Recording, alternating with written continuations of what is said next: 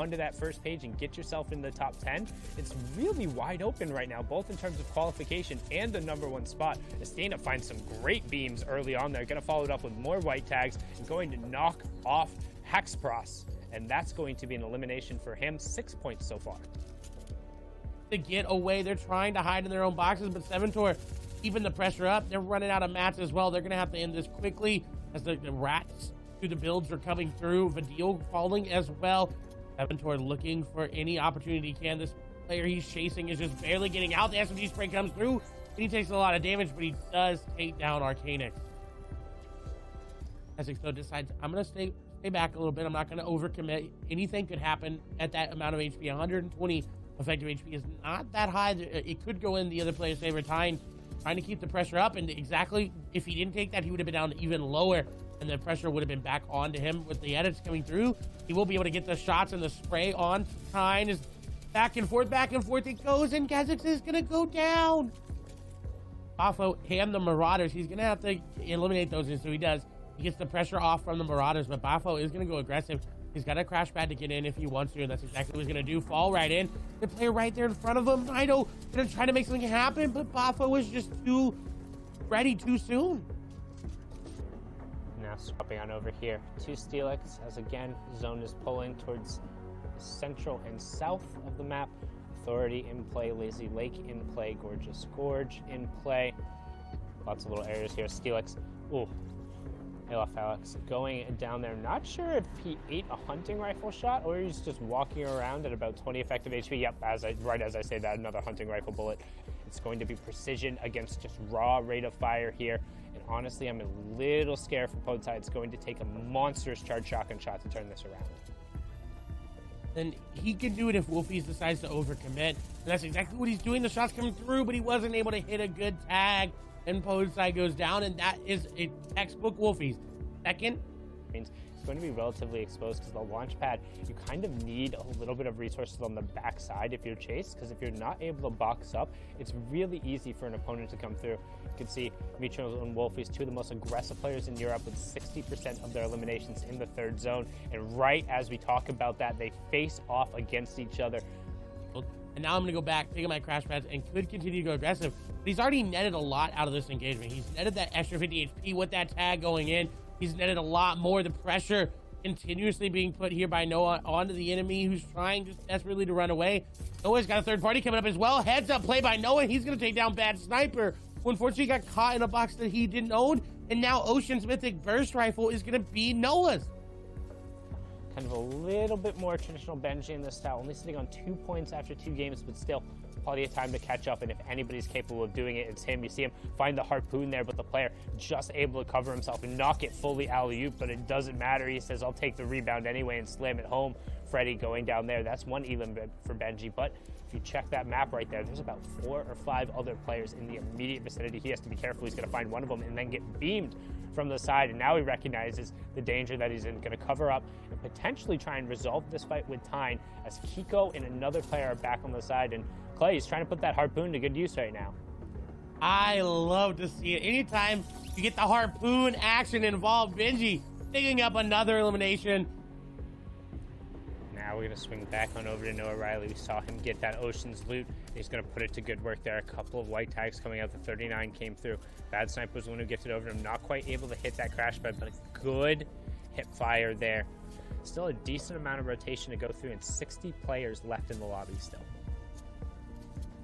Deceptos has got the pressure that he wants here. He's got the aggression that he wants. His hard fight is going to go out into zone and is going to be eliminated very, very low as well. It's going to be Deox there in the big main building here of Lazy, but pressure coming from all angles there. Deceptos trying to stay alive, but the shotgun shot from Deox and the wall take as well. I think it's going to be the elimination. Deox, though, does go down pretty low. Deceptos does give a good challenge, but unfortunately will fall. A huge shot with that rare charge shotgun.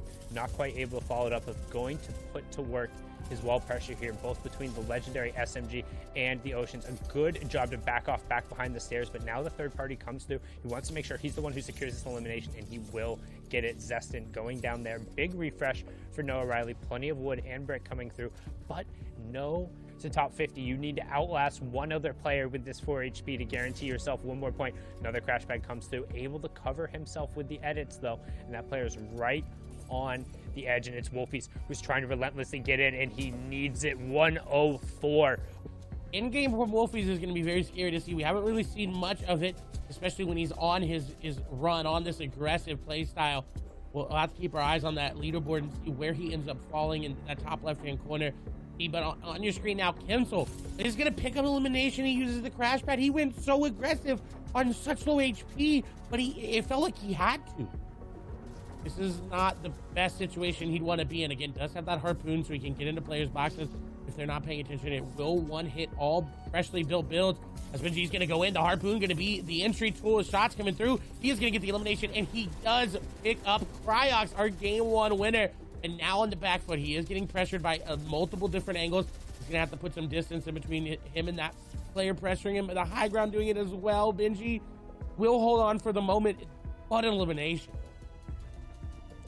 And it's X Squeeze on the other side, who is the leader going in to this match. Now, right now, you can see we're on board here. E11's Tayson for his third elimination, clutching up today. Very similar to how Zach Hyman clutched up last night. Brilliant performance from him there. Want to give him the shout out. That's the E11 owner. But you can see Tayson right now trying to find some space for himself. He needs to get over to that top 40 for the next round of placement points. Again, with the placement points come through, it's outlasting the first 25 players, then the next 25, then it's rounds of 10 until you get into the top 30, then every 5 players you outlast until you're into the top 3. And it's an additional points going through there. So that's why we talk about consistently making it in the late game. Really lets you aggregate points very quickly. But Tayson is doing it not only through that placement, as 1 point does tick through there, but also through his eliminations. 3 so far in this game. And you can see he's also holding that sniper rifle for a potential one-shot, one elimination opportunity late game.